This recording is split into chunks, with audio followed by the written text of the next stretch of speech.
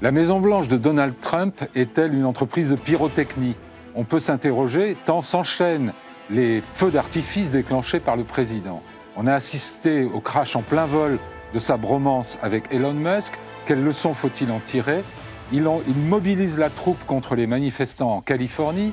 Est-ce une déclaration de guerre aux États démocrates? Et l'Europe dans tout ça, est-elle la prochaine cible sur sa liste? De tout cela, nous parlons ce soir dans le club Le Figaro International.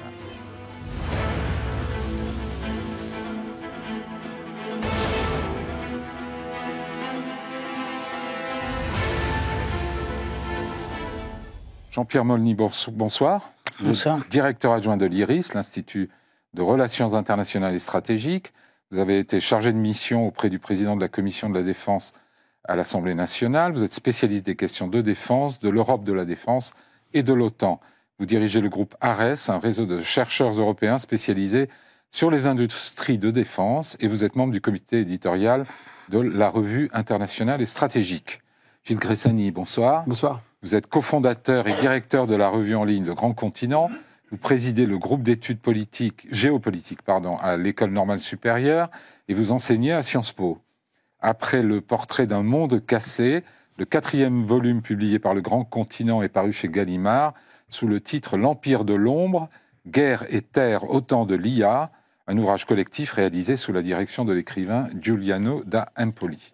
Isabelle Lasserre, bonsoir. Bonsoir. Vous êtes la correspondante diplomatique du Figaro, vous avez été grand reporter dans les Balkans et l'ex-URSS notamment, ainsi que correspondante à Moscou. Vous avez signé de nombreux ouvrages, dont le dernier Macron-Poutine, les liaisons dangereuses, est paru aux éditions de l'Observatoire. Alors commençons peut-être par écouter Donald Trump. C'était le début d'une soirée riche en rebondissements le 5 juin dernier dans le Bureau ovale. Elon and I had a great relationship. I don't know if we're well anymore. I was surprised because you were here. Everybody in this room practically was here as we had a wonderful send-off. He said wonderful things about me. You couldn't have nicer. Said the best things. And he hasn't said bad about me personally, but I'm sure that'll be next. But I'm very disappointed in Elon. I've helped Elon a lot. Alors à partir de cette déception formulée dans des termes relativement pondérés par le président américain, on a vu les Scuds tomber toute la soirée. Et ça a fini en guerre nucléaire, au moins au niveau politique et verbal aux États-Unis. Vous avez suivi cet épisode, Isabelle Lasserre, le 5 juin dernier, jeudi dernier. Oui. Vous en avez pensé quoi? En fait, j'ai pensé que depuis le début, on se demande lequel des deux, dans ce duo de mâle blanc dominant, de mâle alpha, dont l'un est représentant de la droite populiste ça, c'est un commentaire et très l'autre féminin. représentant de la droite ultralibérale, lequel des deux allait gagner, parce qu'il n'y avait pas de la place pour ces deux personnes. Pour vous, c'était inévitable que ça clash à un moment donné. Oui, c'était assez évident. Il était aussi probable que ce soit Donald Trump qui gagne, simplement parce qu'il est le président. Oui. Et on va voir qui va gagner, mais en l'état... En tout cas, Vous êtes moins surprise par leur divorce que par leur entente préalable. Oui, j'étais étonnée par leur entente. En fait, Donald Trump s'est servi d'Elon Musk pour accéder au pouvoir.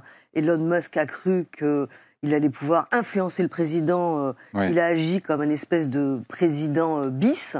Et c'était absolument insupportable. À l'arrivée, on a quand même deux personnalités écrasantes qui jouent essentiellement en faveur de leurs intérêts privés, de leur portefeuille, et pas toujours de l'intérêt des États-Unis. Donc c'est un petit peu ça qui est le plus dérangeant dans cette bataille d'ego. Gilles Gressani, quelle lecture faites-vous de l'épisode?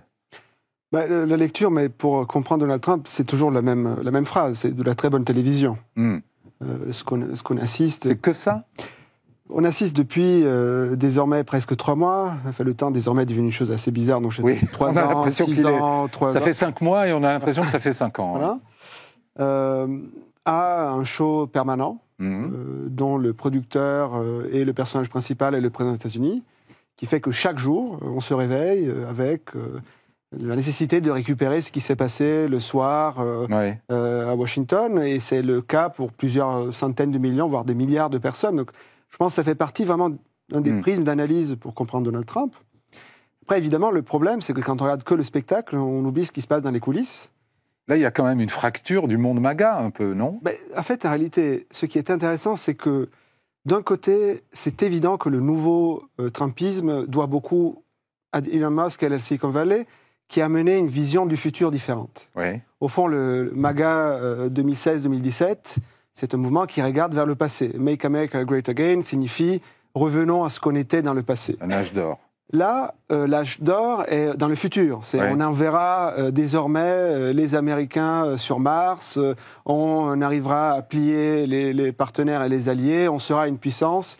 Donc vous avez... Et donc c'est grave s'il y a rupture entre cette vision un peu passéiste et une vision, au contraire, futuriste. Mais c'est là que je pense qu'il faut faire attention au spectacle. Parce que dans les coulisses, en réalité, les choses ne changent pas tant que ça dans l'alliage de la Silicon Valley de l'ombre, des lumières noires, c'est comme ça qu'eux-mêmes ils se définissent, Peter Thiel, Marc Andreessen, les autres très grands seigneurs de la tech, qui sont toujours là, qui sont toujours en train de gagner des très gros contrats, qui sont en train d'avancer sur des dossiers qui étaient inimaginables jusqu'à il y a quelques mois. Enfin, là, on parle quand même d'un fichier numérique unique qui serait partagé grâce à l'intelligence artificielle de Peter Thiel, qui est Palantir, qui permettrait au gouvernement américain d'avoir un accès granulaire à l'identité numérique, donc en réalité aujourd'hui à l'identité de l'intégralité des citoyens américains.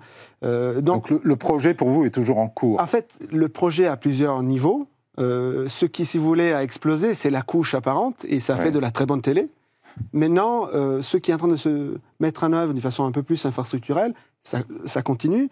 Et je pense, en réalité, peut-être aussi, c'était une des différences qu'il y avait entre Elon Musk et cet autre seigneur de la tech. Au fond, Elon Musk, c'est finalement un industriel, quelqu'un qui fait des choses. Eux, c'est plutôt des personnes qui travaillent à l'infrastructure digitale de l'État. Et donc, c'est plus simple de se débarrasser de quelqu'un qui fait des requêtes parce qu'on peut changer de fournisseur. Quand vous avez en fait en réalité des personnes qui sont en train de reconstruire, de refaçonner, d'irriguer les données, de refaçonner les données qui irriguent l'État d'une manière profonde et complexe, là vous avez le vrai barycentre du pouvoir, et c'est beaucoup plus difficile d'imaginer de se séparer aussi nettement d'un Peter Thiel que d'un Elon Musk. Et d'ailleurs, je pense que Peter Thiel l'a compris, et c'est pour ça qu'il essaye de faire moins de spectacles qu'Elon Musk, parce que dès que vous rentrez sur la même scène que Donald Trump, il y a un moment ou l'autre. Jean-Pierre Molny, c'est vraiment une bataille de pouvoir pour vous aussi ? Je pense qu'il y a plusieurs niveaux d'analyse. Le premier niveau d'analyse, c'est qu'on a quand même deux personnes qui sont totalement désinhibées au niveau de la parole, ce qui est à la fois nouveau et totalement inquiétant. Parce que vous avez quand même un dirigeant d'un État et l'autre un dirigeant d'une grande entreprise.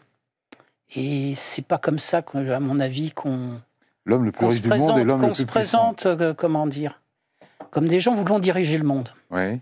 Ça, c'est la première chose. La deuxième chose, c'est que je pense que c'était quand même une conjonction d'intérêts. Il y avait une certaine forme d'opportunité dans le fait qu'ils s'étaient alliés. Je pense qu'il y en a un qui est, au fond, l'Amérique libertarienne, où c'est le commerce quand même qui est le plus important, et l'autre qui est fondamentalement un populiste. Donc c'est pas exactement la même chose. Derrière tout ça, il y a quand même quelque chose qui est peut-être très important, c'est que pour la première fois, on a vu ce qu'on commençait déjà à écrire parfois, c'est-à-dire que vous aviez des acteurs non étatiques qui devenaient plus importants que les États.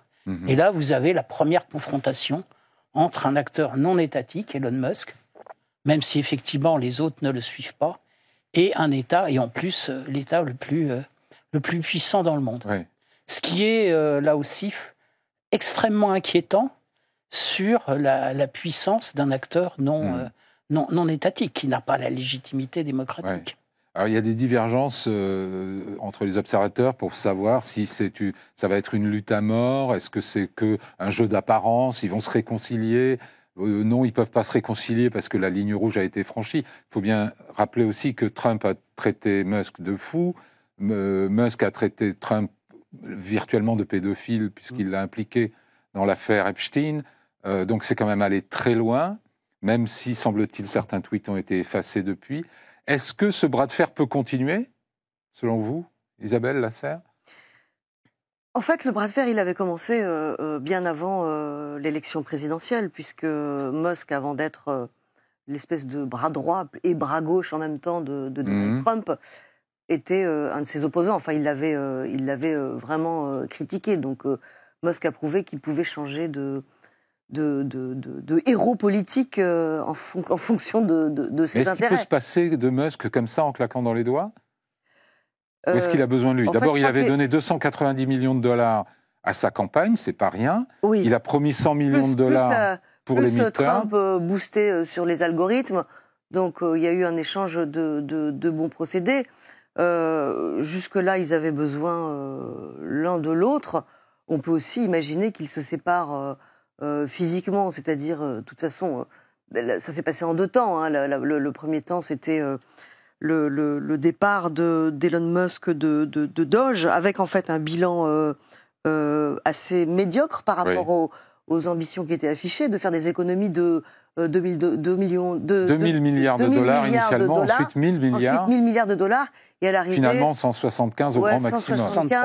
175 millions, donc Trump, c'était la première déception pour Trump d'Elon Musk, qui en plus de n'avoir pas fait de réelles économies, a complètement désorganisé en fait des administrations qui étaient essentielles au bon fonctionnement des États-Unis, notamment dans les secteurs régaliens. Donc on peut aussi tout à fait imaginer qu'ils soient plus bons. Ils prennent acte d'un divorce politique, mais l'alliance entre la tech et le pouvoir le pouvoir politique va sans doute perdurer. Alors aujourd'hui, ils se menacent l'un et l'autre. Qui a la main, selon vous ? C'est-à-dire les deux en même temps. C'est-à-dire que Trump menace d'enlever, d'ôter à peu près toutes les aides. Et les contrats surtout. Les contrats publics, oui. Et Musk a aussi des leviers, et notamment des leviers avec en fait sa participation au programme de la NASA, sur cette qui question, est extrêmement importante pour Trump. Vous en pensez quoi ? Qui a la main, selon vous, dans cette bataille ? À supposer qu'elle perdure. La main est toujours du côté de l'État. Et de l'État utilisé comme l'utilise aujourd'hui Donald Trump. Je pense qu'il faut vraiment faire un peu attention quand on analyse aujourd'hui la Maison-Blanche. On ne parle pas du tout des États-Unis à budget constant, traité constant, la manière constante de faire les choses. Je pense qu'on s'en rend compte quotidiennement. Mais on a fait un long entretien avec un des intellectuels organiques, avec le Grand Continent. On a fait un long entretien avec un des intellectuels organiques de cette nouvelle élite trumpiste qui est arrivée à Washington pour essayer de prendre le pouvoir. Vous pensez à Curtis Yarvin ? Absolument. Oui. Et en fait, le Figaro publiera bientôt une page aussi, on l'a rencontré aux États-Unis. Et en fait, je pense que c'est une figure très bizarre, qui a des idées très bizarres. Fou, quand même. Très bizarre, qui a des idées bizarres. Dans des temps bizarres, c'est souvent les gens qui ont des idées bizarres qui finissent toujours par avoir les idées qui marchent. Vous faites confiance à la bizarrerie comme un critère de succès dans ce temps. Et en fait, la chose qui l'apporte, qui est intéressante, c'est que, au fond, c'est lui qui est un peu politisé, qui est un peu organisé d'un point de vue intellectuel, cette élite des jeunes loups, que c'est comme ça qu'il est défini, qui sont arrivés à Washington. Et c'est toujours assez utile quand il y a une révolution d'essayer de comprendre qui les gens qui ont entre 20 et 30 ans lisent ou sont en train de lire pour essayer d'imposer la révolution et de s'imposer. Et lui, il disait une chose qui, à mon avis, est assez utile dans cette séquence, qui est un peu aussi le fil rouge des différents sujets qu'on traitera ce soir, parce que c'est le fil rouge en réalité du Trumpisme, à savoir que Trump dégage une énergie par le spectacle, qui est une destruction spectaculaire, une énergie incroyable. Et en fait, la différence qu'il y a entre le premier mandat et le deuxième mandat, c'est que cette énergie spectaculaire dans le premier mandat n'était pas utilisée. C'était un soleil qui n'avait pas ses panneaux pour essayer d'engendrer de l'énergie. Et dans le deuxième mandat, ce qu'il dit, c'est qu'enfin, on a réussi à comprendre que cette énergie-là n'était pas simplement l'énergie du spectacle, c'était une énergie monarchique. C'est comme ça qu'il a défini. Et que c'est grâce à cette énergie chaotique et destructrice qu'on pourra enfin, c'est ça son projet, transformer la République américaine en un autre système, lui il l'appelle monarchie, qui est en fait un système dans lequel fondamentalement il y a un rôle surdimensionné de l'exécutif par rapport à toutes les autres branches du pouvoir, que ce soit judiciaire, législatif, et qu'au fond, tout cela ne finira que par rendre la personne qui est à la tête de la Maison-Blanche, grâce à un entourage d'aristocratie geek, l'homme le plus puissant du monde, parce qu'il a des leviers incroyables sur la psychologie personnelle, sur le récit de chacun, et en même temps aussi parce qu'il disposera des moyens de l'État américain. Ça nous mène assez loin. Ça fait peur, Jean-Pierre Monny, cette description Vous pensez que c'est tiré par les cheveux? Peur. Il faut bien voir que toutes les démocraties occidentales, aujourd'hui, sont menacées par l'immobilisme. Et ça, j'ai envie de dire que Trump et les gens qui sont derrière Trump l'ont bien compris. Donc, ce qu'ils veulent prouver, c'est que ça bouge, ça change. Oui. Regardez la situation en France et la critique qui est faite aujourd'hui par rapport à la France. Effectivement, donc, ça bouge on donne le sentiment que tout d'un coup, les choses vont bouger. Quand les choses bougent, ça ne veut pas dire qu'elles bougent dans le bon sens. Oui. C'est une question qui est différente, ça. Et oui, effectivement, vous avez un pouvoir qui, d'une certaine manière, certes, il bouge, mais il devient, dans un certain sens, autocratique. Mm-hmm. C'est-à-dire la critique qu'on porte par rapport à la Russie ou par rapport à la Chine. Jusqu'où tout ça ira, j'ai envie de dire, ne le sait. On a déjà, d'abord, il y a la fin du mandat de Donald Trump. Est-ce que le Trumpisme survivra à Trump?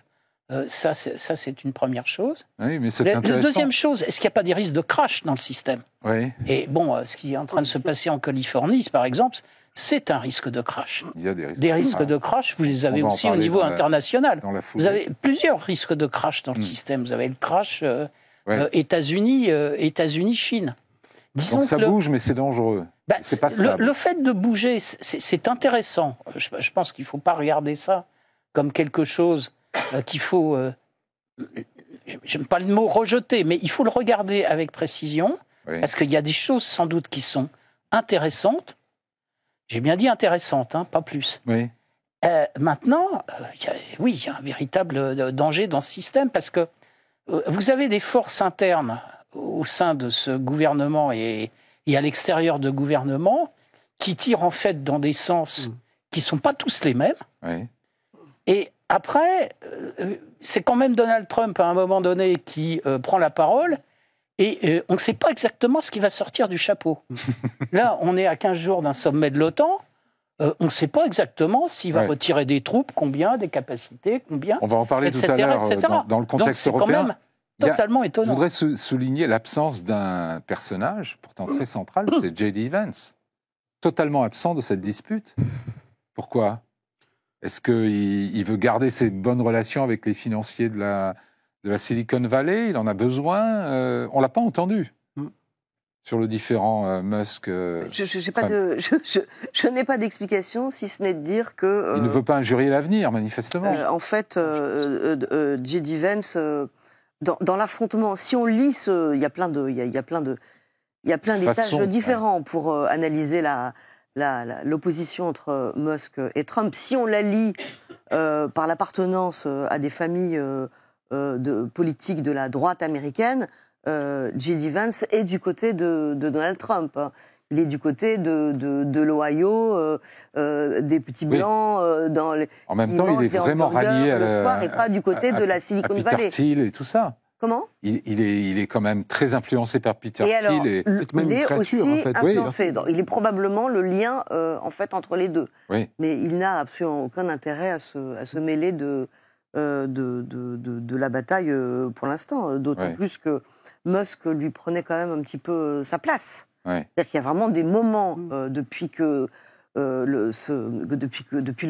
fin janvier où, en fait, là où on attendait J.D. Vance sur les grandes crises internationales, c'est Elon Musk qui était là en permanence. Ouais. Bon, on n'a pas mentionné le prétexte de la dispute qui était cette grosse, belle loi de budgétaire. Bibi. Oui. Il y a quand même aussi un point, il y a ce débat de fond qui existe, et il y a aussi le fait que Musk était devenu très populaire dans la population MAGA. Alors certes, moins que Donald Trump, mais quand même, il est au-dessus de 70%. Ça peut être un problème, vous croyez, d'éliminer ou de faire disparaître ou bien au contraire, c'est une affirmation du pouvoir du prince qui est capable d'éliminer un puissant duc. Dans l'évolution du système qui est aujourd'hui dessiné, esquissé, et je suis d'accord, On est dans un programme, dans un plan qui est loin d'être abouti. Il y a encore beaucoup de choses qui peuvent se passer, etc. Mais en tout cas, il y a des possibilités de crash, comme vous le dites. Voilà, dans la tendance qui est jouée aujourd'hui par la Maison-Blanche et son administration, c'est très clair que humilier les oligarques fait partie du plan. Parce que, en fait, vous n'allez pas gouverner les États-Unis comme une puissance politique dont le sceptre ultime, la souveraineté, ne repose qu'à la Maison-Blanche. Si vous cédez à Wall Street, les marges de pouvoir que Wall Street a dans le système américain, et si vous cédez à celui qui vous a financé le plus dans la campagne, la possibilité d'être celui qui vient dans le bureau ovale, qui envoie... Vous décrivez un véritable rapport de féodalité, en réalité, entre le suzerain et ses... Et qui, à mon avis, fait partie vraiment de la chose un peu nouvelle aussi, de cette nouvelle administration. C'est, au fond, le fait d'assumer à ce point, de créer une crise dans les marchés.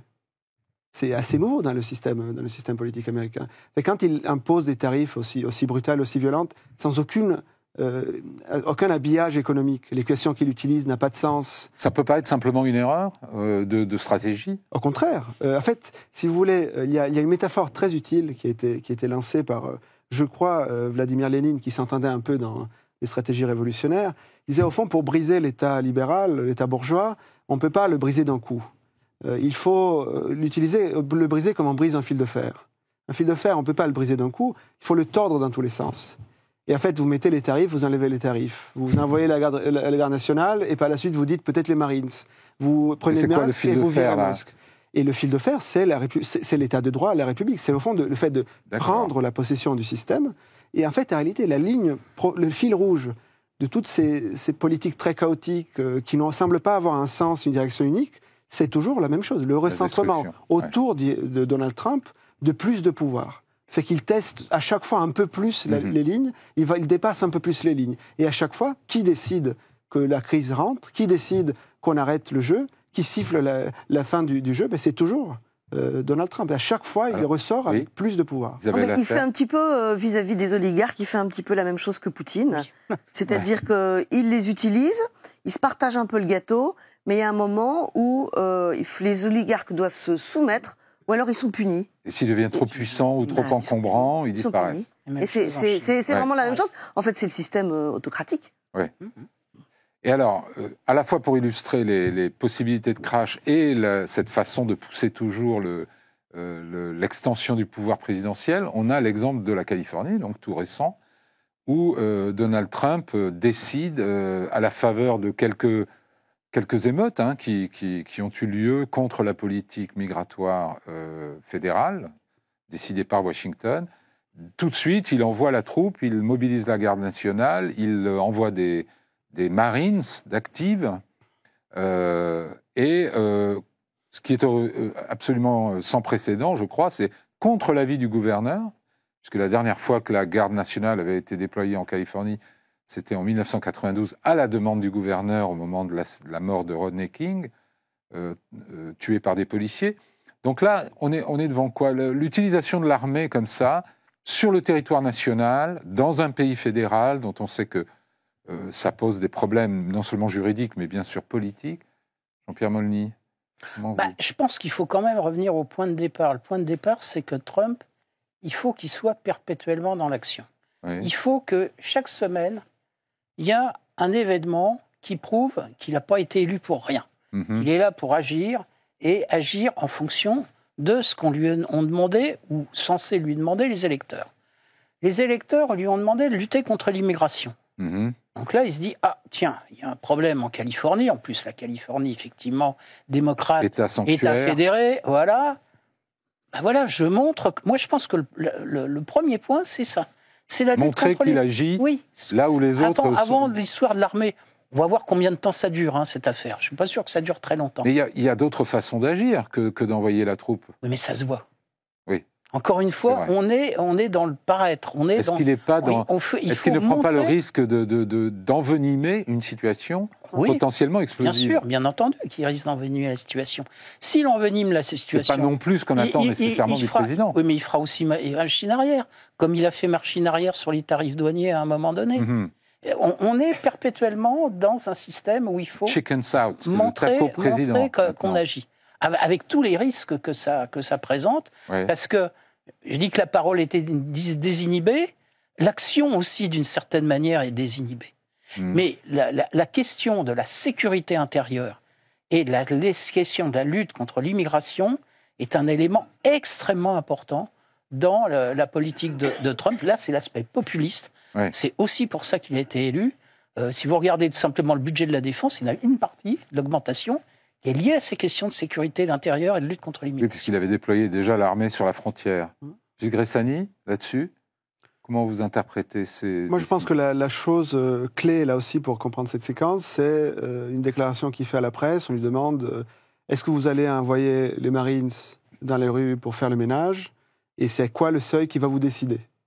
Et lui dit il n'y a pas de seuil, c'est moi qui décide quel est le seuil. Et c'est vraiment ça la clé. À la fois pour les tarifs, à la fois pour la crise un peu provoquée en réalité par l'État central aujourd'hui en Californie, où effectivement la puissance publique, le pouvoir public est un catalyseur du chaos plutôt que quelque chose qui réduit le chaos. Vous voyez, c'est une fonction assez différente par rapport à celle à laquelle on est habitué, où en fait on s'attend que la puissance publique face au chaos essaie de le réduire. Là en fait c'est le contraire. Dès que vous avez un peu plus de chaos, vous mettez tous les éléments chimiques pour le faire exploser. C'est ça ce qu'il fait.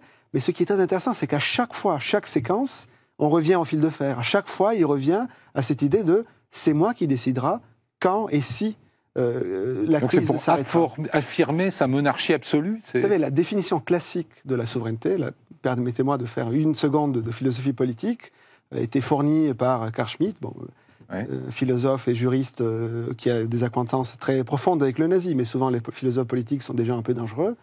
Et en fait, il dit... Vous n'en êtes pas un. Non, non je suis... pas nazi, un mais étudiant. Voilà, non, mais je veux dire de la philosophie. Merci, c'est le moment qu'on va couper au montage, sans doute. Et en fait, pas du tout. Il dit une chose qui est très intéressante, c'est souverain est celui qui décide sur l'état d'exception. Mais décider sur l'état d'exception, c'est à la fois décider pendant que l'état d'exception se déroule, pendant que les normes sont suspendues, on est dans un contrôle manuel de la crise, mais aussi et surtout de décider de quand il commence et quand il finit cet état d'exception. C'est ça la vraie clé du pouvoir de la souveraineté. En temps normal, le pouvoir ne peut pas se transcender d'une certaine manière. Et donc le fait de susciter des crises et de les réabsorber fait partie de cette stratégie. Et en fait, moi j'interprète vraiment cette déclaration vis-à-vis est-ce que vous allez ou pas envoyer des marines selon quel seuil ? C'est une question de journaliste qui est tout à fait légitime, qui est de dire est-ce qu'il y a des critères extérieurs objectifs qui vous permettent de décider ? Et sa réponse, c'est une réponse de souverain qui consiste à dire il n'y a aucun critère objectif, c'est que moi. Isabelle Lasserre ? En fait, je crois que l'immigration est au cœur de la politique électorale de Donald Trump. C'est en partie pour ça que les électeurs ont voté. Mais je crois que c'est encore plus large que ça. Ça n'avait pas été traité par Joe Biden. C'est encore plus large que ça. S'il veut faire rentrer dans le droit chemin la Californie, Donald Trump, il vise aussi en fait le fait que la Californie soit vraiment le pays, enfin l'État où alors on protège. C'est l'antithèse. Toutes ces politiques sont prises à contre-pied par la Californie. On protège les transgenres. Donc il y a quand même un côté tout bassement c'est l'opposé, c'est de règlement de compte. C'est exactement l'opposé de la vision c'est le temple du wokisme, de Donald Trump. Voilà. C'est un État sanctuaire pour l'immigration, c'est un État où on force la transition énergétique vers l'électrique, les véhicules, etc. Le changement de sexe, l'avortement, sur tous ces sujets. Tout ça que Donald Trump voudrait réduire, en fait, et effacer, parce qu'il a promis... Il a besoin politiquement de ce bras de fer avec la Californie. Oui, il a promis d'effacer ça, en fait. Il l'a quand même dit dans ses discours politiques.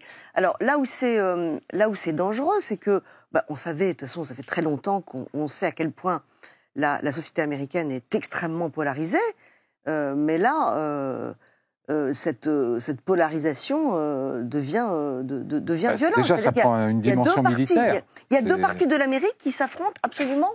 Surtout sur la question de l'avortement, sur la question de la place des femmes, sur la question de l'immigration, sur la question du port d'armes, sur la question de la place à accorder aux minorités sexuelles. Et il y a vraiment deux Amériques. Et jusqu'où, en fait, ces affrontements peuvent aller. La Californie, c'est la 5e puissance économique du monde. Il faut se poser cette question. Si c'était un État indépendant, ce serait la 5e puissance économique du monde. Est-ce que la Californie est capable de résister à Trump, selon vous, Jean-Pierre Molny ? Je ne sais pas, mais en tout cas, en Californie, il y a la Silicon Valley, il y a Palo Alto, dont il y a tous les géants de la tech dont on a parlé. Ils n'ont pas besoin du reste de l'Amérique, mais ouais, on n'en est pas encore à la sécession. Non, moi ce qui m'étonne, je ne sais pas si on peut parler d'étonnement, si vous prenez le débat en France, vous avez un débat en France entre l'État central et les régions. Oui. Moins d'État central en France, c'est plus de régions. Bon, a priori, la politique de Trump, c'est moins d'État central. Oui. Mais surtout, ne pas donner le pouvoir aux États fédérés. Parce que le pouvoir, c'est moi. Et donc, surtout il y a une aux démocrates. contradiction totale. Il y a un certain nombre de sujets sur lesquels il a rendu le pouvoir. Je pense que ça va plus loin que ça. Parce que vous avez quand même les États-Unis, c'est quand même un État fédéral et des États fédérés. Et des États fédérés qui ont quand même du pouvoir. Donc il y a vraiment une question, effectivement, de souveraineté, comme ça a été dit. Qui est le chef ? Et là, il dit, c'est moi le chef. Oui. Voilà. Et la Californie, le gouverneur de Californie n'est pas le chef en Californie. Est-ce que finalement, le gouverneur de Californie, Gavin Newsom, ne va pas bénéficier d'un boost de publicité avec ce bras de fer que lui offre Trump en personne ? Jules Gressani ? C'est probable, hein, ce qu'on a vu. Il choisit son adversaire aussi. Ce qu'on a vu depuis plusieurs semaines, plusieurs mois, c'est qu'en réalité, Donald Trump mise toujours sur une chose, c'est qu'au fond, personne ne peut lui résister. C'est sans doute vrai pour les élites économiques, politiques. Mais en réalité, les sociétés, souvent, ont envie de lui résister. On l'a vu au Canada, où il a quand même réussi le coup de magie de faire gagner un parti qui était donné par tous les sondages 6 mois avant comme absolument perdant, et qui se retrouve aujourd'hui en selle. On l'a vu aussi dans différents pays européens, en Australie. Quand la question est posée d'une manière aussi claire, est-ce que vous êtes prêt à assumer que désormais il n'y a qu'un chef, il est à Washington, vous allez dire adieu à votre autonomie, votre souveraineté ? Bon, les gens, souvent, ils ne sont pas si contents que ça. Ouais. Donc, c'est là aussi, encore une fois, le projet est très clair. Vous savez, il y a... Mais est-ce qu'on peut dire que c'est ça le projet de Trump ? C'est pas... Par exemple, l'exemple de l'avortement, la Cour suprême a rendu aux États la liberté de légiférer sur ce sujet. Et Trump s'en est félicité en disant bon, c'est pas à l'État fédéral de décider pour tout le monde. Mais parce que c'est pas une question de policy, c'est pas une question de contenu, c'est une question de forme. L'établissement d'une souveraineté, en fait, peut se faire en soutenant les tarifs ou en enlevant les tarifs. C'est pas le sujet. Le sujet, c'est quel est le processus qui permet de recentrer encore un peu plus le pouvoir à la Maison-Blanche. C'est vraiment ça. Si vous prenez le deuxième mandat de Donald Trump, il n'y a pas vraiment de fil rouge politique. En politique internationale, il fait tout et son contraire. Regardez ce qui se passe aujourd'hui avec l'Iran. Enfin, ça peut être un deal ou un pas de deal, ça peut être la destruction de Téhéran. Le seul fil rouge, c'est son pouvoir. Le seul fil rouge, c'est la caméra, donc le spectacle. Est-ce que je vais être capable de créer un spectacle qui va intéresser des milliards de spectateurs demain matin ? Ça, c'est essentiel. Mais en fonction de ça, par la suite, c'est cette énergie de la destruction spectaculaire qui est utilisée aujourd'hui par cette petite élite très structurée. Moi, je signale une chose qui, pour les journalistes, c'est très clair, mais pour ceux qui nous écoutent, c'est peut-être un peu moins clair. Ce qui est très frappant dans cette deuxième Maison-Blanche, c'est qu'il y a très peu de fuites. Oui. Il n'y a presque pas de leaks. Souvenez-vous, lors du premier mandat, oui, tout à fait. Tous les jours, on avait constamment des fuites de ce qui s'était dit dans une réunion, les gens qui partaient tout le temps, etc. Là, on a quand même eu... On a eu la fuite de l'opération sur le Yémen, quand même. Oui, mais ça, c'était un peu autoprovoqué par le fait qu'ils avaient invité le directeur du Atlantique sans le vouloir. Oui, dans la fameuse boucle Signal, ça, c'était sur un réseau social. C'était mal joué le coup. Mais en fait, il y a très peu de fuites. Et quand vous connaissez le mode de fonctionnement des cabinets, quand il n'y a pas de fuite, c'est que les affaires sont tenues. Oui. Et le paradoxe, c'est que les affaires sont tenues, même si les politiques ne sont pas homogènes, même si on fait tout et son contraire. Donc comment vous pouvez expliquer un paradoxe de ce type-là ? Tout est tenu, il y a très peu de fuites, et on va dans tous les sens en même temps. Et en même temps, vous avez la plupart des ministres qui ne savent pas ce que veut vraiment le président. C'est ça, parce qu'en fait, quand on discute avec les diplomates français à Paris, ils disent, en fait, on n'arrive pas à avoir d'infos, parce que à notre niveau, en fait, les interlocuteurs qu'on a à la Maison-Blanche, ils savent pas. Alors, soit ils savent pas, soit ils disent « on sait, mais c'est pas clair », soit ils disent « on sait, mais ça va sans doute changer ». Ça va très haut, même au niveau de Marco Rubio, le secrétaire d'État, il ne sait pas souvent. Il y a une espèce de cœur du pouvoir composé de quelques personnes, et les informations ne descendent pas comme elles descendaient pendant le premier mandat. Ça rend les relations transatlantiques extrêmement compliqué à manier. Hein. Oui. Et il y a une crainte dans le système.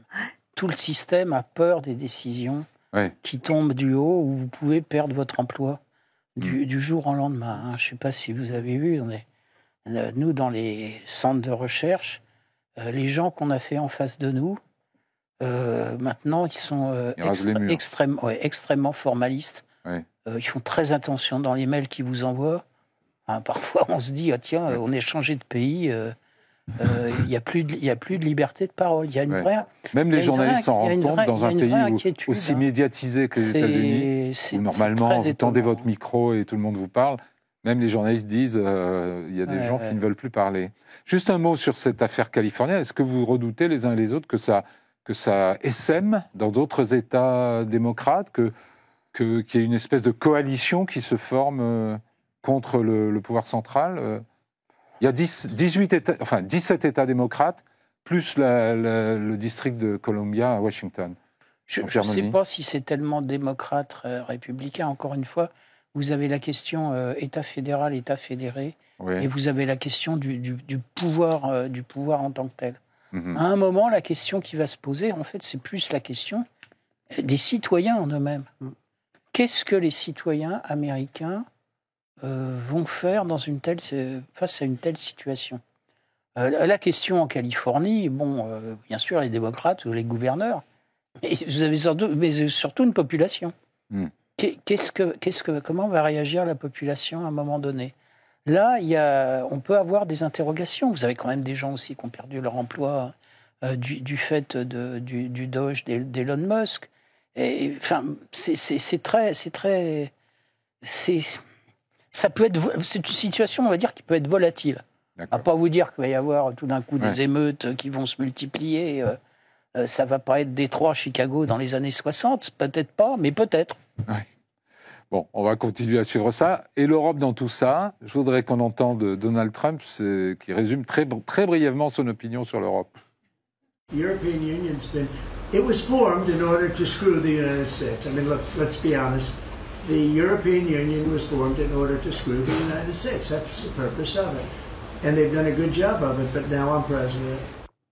Bon, alors voilà, il a exprimé tout l'amour qu'il porte à l'Union européenne et aux Européens en général. Marine Le Pen devrait l'écouter. Hein. Pourquoi Marine Le Pen ? Parce qu'il a dit que l'Union européenne était faite pour entuber les États-Unis. Donc l'Union européenne est très forte. C'est ça que ça veut dire. Ok. La guerre commerciale, on est encore entre deux eaux, puisque il y a la menace de tarifs pour l'instant, on est à 12,5%, je crois. On va regarder les tarifs dont Trump a menacé l'Europe. Ça pourrait aller jusqu'à 50% sur tous les produits, 200% sur certains alcools, etc. Tout ça est suspendu jusqu'au 9 juillet, a priori, un moratoire de 90 jours. Mais qu'est-ce que les Européens ont du mal à négocier avec les Américains, Isabelle Lasserre ? Oui, alors les droits de douane, ça vient, ça va. Hein, oui. C'est ce que racontait Gilles tout à l'heure. Les Européens ont du mal à négocier avec Donald Trump, oui, parce que, en fait, sur certains sujets, comme par exemple le dossier russo-ukrainien, ils ont cru, et d'ailleurs, en fait, ils ont sans doute eu raison d'essayer, mais ils ont cru qu'ils allaient pouvoir influencer Trump. En fait, ils ont calqué leur rationalité sur celle de Trump, comme ils avaient d'ailleurs jadis. Oui, ou plutôt celle de Trump sur la leur, à l'envers, non ? Ils ont cru qu'ils allaient pouvoir faire prendre des décisions rationnelles à Donald Trump en fonction de leur propre raisonnement. Oui, c'est ça. Ils ont calqué leur rationalité sur celle de Trump, alors, okay. Comme ils avaient jadis calqué leur rationalité sur celle de Vladimir Poutine, et ça ne marche absolument pas. Sur le fond, il y a aussi un autre problème. On le voit très bien. Tout le sens tout le discours de J.D. Vance à Munich le rappelle, c'est-à-dire que en fait, l'administration, la nouvelle administration américaine voudrait transformer l'Europe, c'est-à-dire voudrait faire de l'Europe une Europe illibérale, en fait, la petite sœur de la future Amérique illibérale qui sera majoritaire aux États-Unis quand on aura maté d'ailleurs, vous avez sorti un papier la Californie très et intéressant, tous les autres États rebelles. Et c'est pour ça qu'ils soutiennent Orban, qu'ils soutiennent le président, le candidat roumain nationaliste qui n'a pas été élu. Et en fait, ils considèrent que l'Europe a dévoué en fait les valeurs traditionnelles de la démocratie occidentale, qu'elle s'est perdue, un peu comme la Californie. Enfin, je pense qu'ils considèrent que la Californie et l'Europe, ce sont les mêmes, le même dérapage des démocraties, les mêmes dérives. Mais avant qu'on en vienne à ce sujet qui est très intéressant, juste sur la guerre commerciale, est-ce que l'Europe a raison de retenir sa riposte ? Est-ce que sa stratégie a l'air d'être l'inverse de celle de la Chine, qui a frappé assez fort et de manière ciblée sur les terres rares, sur les bons du trésor américain, etc. Votre avis, Jean-Pierre Molny, est-ce que c'est la bonne méthode ou est-ce qu'on apparaît comme des gens qui ont peur ? Je pense que la plus grande difficulté, d'abord, c'est qu'on ne fonctionne pas de la même manière que Donald Trump. Et je ne pense pas qu'on puisse fonctionner de la même manière que Donald Trump. Surtout à Bruxelles. Il n'y a pas une concentration de pouvoir à Bruxelles qui permettrait de tenir tête à Donald Trump, quand même. Quand vous avez eu la guerre Airbus-Boeing dans les années 2000, oui, sur des c'est bien Bruxelles qui a agi, et pas la France. Je pense que vous avez quand même une administration en face. Donc vous pouvez avoir un dialogue avec l'administration et vous pouvez essayer d'avoir un dialogue avec la négociation. Je pense que c'est un mode normal de relation. Et il faut continuer à avoir ce mode normal de relation. Maintenant, il ne faut pas hésiter, effectivement, je pense, à un moment, à faire une forme de dissuasion avec Trump en disant écoutez, si vous faites ça, nous, on ripostera. Je pense que c'est comme ça qu'il faut agir. Pour l'instant, on n'est pas un peu en dessous de la main ? Il faut effectivement montrer qu'on est capable d'agir et en même temps négocier sérieusement. Il faut réussir à faire les deux, ce qui naturellement n'est pas évident. Et c'est vrai qu'à ce niveau-là, le système européen en lui-même, c'est difficile de mettre en place une double stratégie parce que vous avez quand même 27 États membres et qu'à un moment, c'est quand même les 27 États membres qui vont quand même dire à la présidence de la Commission européenne et comment agir. Ils ne peuvent pas non plus agir seuls, quoi. Alors Gilles Gressani, le Grand Continent a mis la main sur un papier d'un certain Samuel Sampson, qui est un officiel du département d'État, donc au ministère des Affaires étrangères, et qui décrit la vision des relations entre l'Amérique de Trump et l'Europe. Vous pouvez nous raconter un peu la substantifique moelle du papier en question ? À côté du contenu, je pense que le cadre est très important. C'est une publication officielle. Ça a été partagé sur les comptes officiels du département d'État. Donc en fait, en réalité, c'est la politique officielle des États-Unis. Un peu dans la droite ligne, si j'ose dire, du discours de J.D. Vance à Munich. C'est aussi publié dans un moment stratégique. J.D. Vance parle devant le prochain chancelier allemand, Friedrich Merz, en lui disant, grosso modo, je suis le deuxième représentant de plus haut niveau de l'État le plus puissant au monde, et je te dis, tu dois faire une alliance avec l'extrême droite, parce que c'est moi qui te le dis. Donc, fondamentalement, je te dis, avec un acte d'ingérence très fort, tu changes de régime. La réponse côté allemande est plutôt surtout pas. On a un boom des électeurs qui vont au vote, et un barrage qui se crée, donc finalement, et un Friedrich Merz qui était un peu le principal lobbyiste de la relation transatlantique, ancien président de BlackRock Allemagne, qui devient soudainement une espèce de gaulliste qui dit la Russie et les États-Unis sont une menace, il faut qu'on trouve... Donc plutôt contre-productif jusqu'ici. Plutôt contre-productif. Et là, c'est aussi une publication qui se trouve juste quelques jours avant le vote en Pologne, dans laquelle, avec des arguments qui marchent très bien pour le pitch polonais, on dit, en fait, il y a une communauté civilisationnelle qui s'est perdue, à cause des élites, à cause du libéralisme. Et donc, il s'agit de revenir à l'histoire d'avant la Révolution française.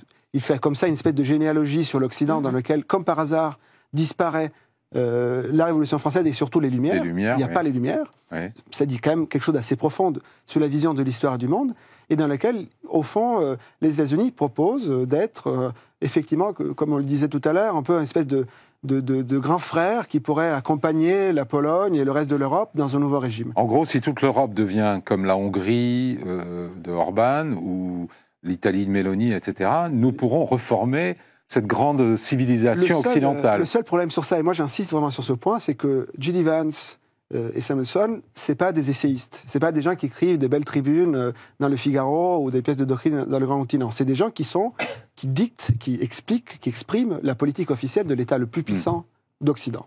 Ouais. Donc quand ils parlent et disent des choses, ils font des choses.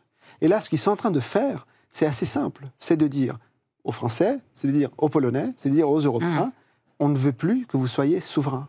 On veut être ceux qui, en dernière instance, décident de comment vous agissez. Vous poussez peut-être un peu l'analyse. Mais pas trop, prenez les cas. En tout cas, ils demandent un changement de régime. Il y a eu la tentative. Ils souhaitent un changement de régime en Europe. De voter à la place des Roumains. Mais prenons le cas de la guerre commerciale. Je pense que c'est un très bon sujet. En fait, quelle est l'explication que donne aujourd'hui l'administration Trump par rapport à ces tarifs qui sont totalement incompréhensifs? Il n'y a pas de logique Peut-être ce qu'a dit Trump, l'UE a été créée pour nous en... Ce qui est faux. En fait, on peut tout dire. Même été créée avec le parrainage américain. On peut tout dire, mais dire que l'Union européenne était faite contre l'intérêt des États-Unis. Regardez l'industrie de défense européenne. Je n'ai pas l'impression qu'elle serve vraiment beaucoup à exclure les intérêts américains. Bon, bref, je ferme cette parenthèse. Mais prenez la guerre commerciale.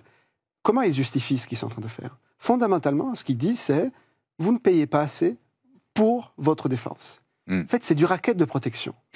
Au fond, ce que les États-Unis veulent faire, mais c'est dit tel quel. Oui, mais les rackettés reconnaissent qu'il y a un fond de vrai quand même. Oui, mais le problème fondamental, c'est est-ce que vous êtes prêts, et c'est peut-être une position que vous défendez, et vous avez le droit de le faire, à considérer que c'est juste que Donald Trump mette les mains dans vos poches, prenne vos euros pour financer son système social caduc, et en revanche, vous demande de réformer votre système social. Et lui dit que c'est nous qui lui avons fait les poches depuis des années. Jean-Pierre Molny, c'est votre spécialité, les questions de défense et d'industrie de défense. Est-ce qu'il il met la main dans notre poche pour nous piquer nos euros? Sur les questions de défense, il y a d'abord une sorte de racket à la garantie de sécurité américaine.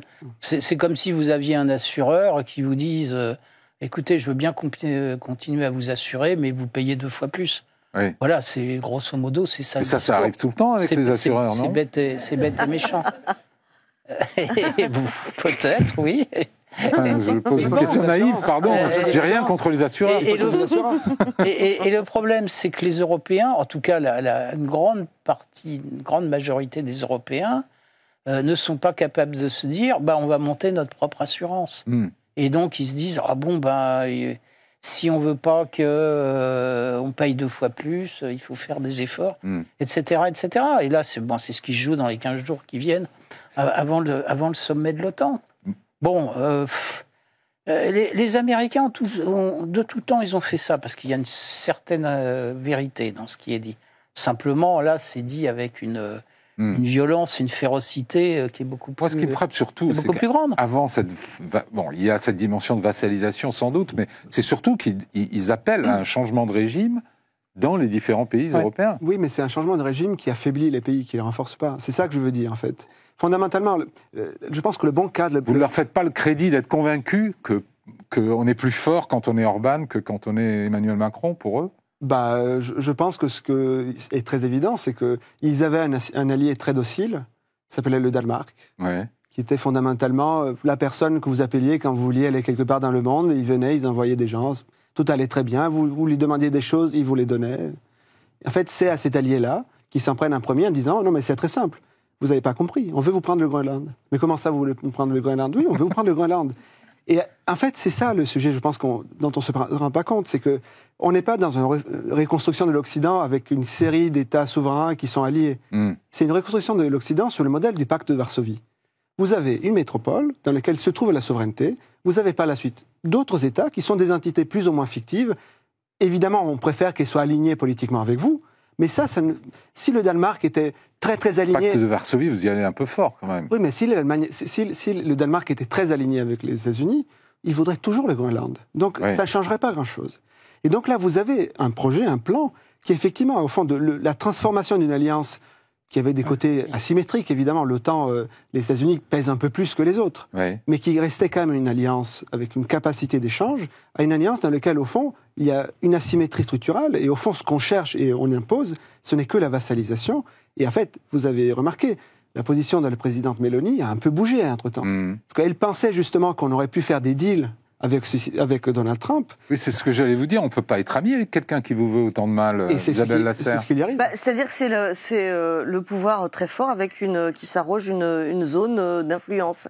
C'est la raison pour laquelle il quittera jamais Vladimir Poutine et qu'il prendra jamais le parti des Ukrainiens et de Volodymyr Zelensky. C'est-à-dire que sa vision est un petit peu la même. Un partage du monde entre il n'a absolument aucun problème Russes, Chinois et oui, une Chine avec sa sphère d'influence, une Russie avec sa zone d'influence qui pourrait d'ailleurs sans doute aller empiéter sur les terres de l'Est de l'Europe, et puis l'Amérique avec sa zone d'influence, Panama, le Groenland, le Canada, et des relais et des antennes relais soumises en Europe occidentale. Est-ce qu'il n'y a pas une méprise sur la faiblesse de l'Europe, ou telle supposée en tout cas, parce que là, pour le coup, on n'est pas si faible qu'on puisse être vassalisé comme ça. Oui, mais je pense qu'il y a trois choses. La première chose, c'est qu'il y a une vision messianique et culturelle du monde, de l'Occident, qui serait un Occident blanc, qui reviendrait sur des valeurs ancestrales, donc sans immigrés, anti-woke, etc., etc. Ça, c'est un élément, et aussi qui s'appuierait sur, on va dire, la population de base, celle qui a été un peu abandonnée par le libéralisme. Voilà. Ça, c'est le discours, on va dire, philosophico-politique. Ça, c'est le premier stade. Après, vous avez un deuxième stade où, j'ai envie de dire, oui, si, naturellement, si vous avez un système de ce type, vous aurez nécessairement des élections dans les États européens, vous aurez des États plus nationaux. Plus nationaux, ça veut dire qu'ils sont en bilatéral avec les États-Unis. Ce que ne comprennent pas les Européens, enfin si, justement, Meloni, peut-être qu'elle est en train de le comprendre, c'est que quand vous êtes en bilatéral Italie-États-Unis, l'Italie, ça pèse rien du tout. Et là, vous avez une politique américaine qui est faite, et je dis bien américaine, parce que c'était Trump, et ça a toujours été la politique de tous les présidents américains. Avoir une Europe unie, c'est nécessairement une Europe puissance. Donc c'est quelqu'un avec lequel vous devez discuter d'égal à égal. C'est pas de l'intérêt des États-Unis. Mais là, Trump, il pousse ça à l'extrême. Et on en vient à la question finale, parce qu'il nous reste moins de 2 minutes, mais est-ce que le but, c'est de détruire l'UE en tant qu'Union européenne? C'est une question qu'il faut poser à différents niveaux à l'intérieur de la Maison-Blanche. Vous avez 2 minutes. Par exemple, si vous posez cette question à Peter Thiel et aux géants de la tech, leur but, c'est de ne plus avoir des gens qui prétendent réguler leur accès au marché. D'ailleurs, il y a une offensive très forte contre la volonté des Européens d'imposer leurs droits à des entités qui sont américaines, et comme ça, les réseaux vraiment, sociaux. Pour le coup, c'est la base. Révoquer toute autonomie, c'est le premier geste de toute forme impériale. Mais donc, le projet, c'est de détruire l'UE, Isabelle Lasserre? Non, pas forcément. C'est de la transformer pour qu'elle ne nuise plus aux intérêts des Américains, supposés. Jean-Pierre Molny? Je pense qu'une UE forte, c'est quelque chose que n'aiment pas les Américains. Ça ne veut pas dire détruire l'UE, mais disons que le plus on a des nations dans l'UE et pas d'Union européenne, le plus ça arrange les États-Unis. Mais c'est une question, encore une fois, de rapport de force et de pouvoir. Merci beaucoup à tous les trois pour cette intéressante conversation, un peu grave aussi. Merci à vous de nous avoir suivis. Je vous donne rendez-vous la semaine prochaine. Très bonne semaine à tous.